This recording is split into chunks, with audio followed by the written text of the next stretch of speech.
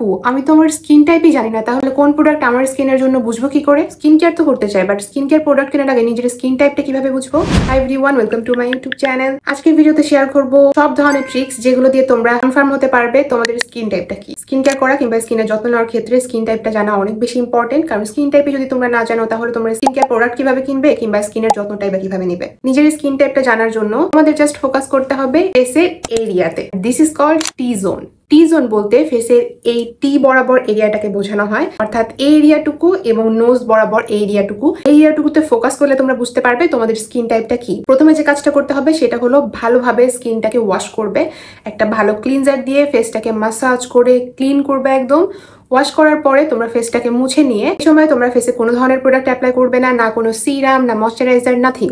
একদম ক্লিন একটা ফেস নিয়ে তোমরা আধ ঘন্টা থেকে 1 ঘন্টা পর্যন্ত ওয়েট করবে। এরপরে তোমরা তোমাদের স্কিনটাকে ভালোভাবে খেয়াল করবে। একটা আয়না নিয়ে খুব কাছ থেকে তোমাদের ফেসটাকে দেখবে। যদি দেখো তোমাদের এই টি জোন এরিয়াটাতে অনেক বেশি অয়েল প্রডিউস হয়েছে, অনেক অয়েলি লাগছে, গ্রিজি লাগছে, চিটচিটা লাগছে এবং পাশাপাশি ফেসের আশেপাশের এরিয়াগুলো বেশ অয়েলি লাগছে, সেক্ষেত্রে তোমরা বুঝতে পারবে তোমাদের স্কিনটাই অয়েলি। এরপরে যে ধরনের স্কিন টাইপ দেখা যায় সেটা হলো কম্বিনেশন স্কিন। যদি তোমরা দেখো তোমাদের টি জোন এরিয়াটা অয়েলি কিন্তু তোমাদের ফেসের বাকি এরিয়াগুলো বেশ নর্মাল বা একটু ড্রাই লাগছে, অর্থাৎ এই সাইড টি জোন বাদে আদার সাইডগুলো যদি নর্মাল বা একটু ড্রাই টাইপের লাগে, শুকনো টাইপের লাগে, কোনো ধরনের অয়েলি বা চিটচিটা ভাব না থাকে, সেক্ষেত্রে তোমাদের স্কিন টাইপ কম্বিনেশন। আর যদি তোমরা খেয়াল করো তোমাদের টি জোনটা একদমই অয়েলি নেই, ইভেন তোমাদের ফেসের কোনো জায়গাতে কোনো ধরনের তেল নিঃসরণ হয়নি, ফুল ফেসটাই ড্রাই লাগছে, টান টান ধরছে, ফেসে কোনো গ্লো নেই, ডালনেস দেখা দিচ্ছে, হাত দিলে কোথাও কোনো ধরনের অয়েলি রেসিডিউ দেখা যাচ্ছে না, সেক্ষেত্রে তোমাদের স্কিনটা ড্রাই স্কিন। এরপর যে স্কিন টাইপটা অনেকেই বুঝে না সেটা হলো নর্মাল স্কিন। নর্মাল স্কিন হলো তোমার স্কিনটা ড্রাই ডালও লাগবে না, আবার অয়েলি চিপচিপাও লাগবে না। তোমার ফুল ফেসটা একদম নর্মাল থাকবে, দেখলে কোনো গ্লসিনেস বা কোনো অয়েলিনেস দেখা যায় না।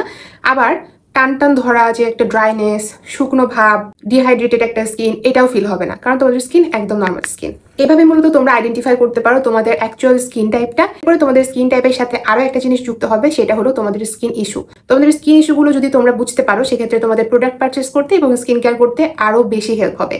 তোমাদের স্কিন সেন্সিটিভ কিনা, তোমাদের স্কিনে কোনো ধরনের অ্যালার্জিক সমস্যা আছে কিনা, কিংবা তোমাদের স্কিন অ্যাকনি প্রোন কিনা বা ফাঙ্গাল অ্যাকনি প্রোন কিনা। তোমাদের স্কিন যদি সেন্সিটিভ হয়, সেক্ষেত্রে তোমাদের স্কিনে কিছু অ্যাপ্লাই করলে রেডনেস দেখা দিবে, স্কিনটা একটু জ্বালাপোড়া করতে পারে, বা স্কিনে একটু হাত লাগলে স্কিনটা রেড হয়ে যায়, জ্বালাপোড়া করে। বেশি গরম লাগলে বা রোদে গেলে তোমাদের স্কিনটা লাল হয়ে যায়।